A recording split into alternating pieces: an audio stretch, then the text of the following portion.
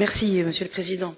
Monsieur le Commissaire, Mesdames de la présidence bulgare, mes chers collègues, dans les discussions désormais ouvertes sur les finances de l'Union européenne, le président Juncker nous invitait, il y a quelques jours, à sortir de la logique comptable. Bien sûr, nous devons maintenir notre sérieux budgétaire et nous devons cependant effectivement embrasser le débat sur l'avenir de l'Europe à travers cette discussion.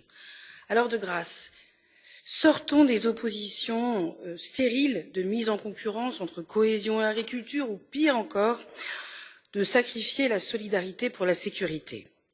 Posons-nous la question de ce que nous voulons faire ensemble et ce Parlement, avec ses 755 députés, s'apprête à le faire. Accord sur le climat, pilier social, convergence, jeunesse, objectifs de développement durable, investissement d'avenir, nous avons notre cap. Il ne s'agit donc pas de couper dans la PAC ou dans la cohésion, mais au contraire, de leur laisser les moyens d'évoluer pour atteindre ces objectifs. La PAC doit devenir l'instrument d'une autonomie alimentaire respectueuse des sols, de l'eau et de ceux qui y travaillent, et bien sûr de nous qui nous en nourrissons.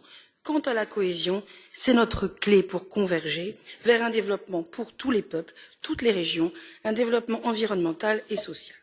J'en appelle au Conseil, bien qu'il soit absent, à accepter la main tendue du Parlement. Elle augmente les chances de son consentement ou, si vous préférez, diminue les risques de son veto.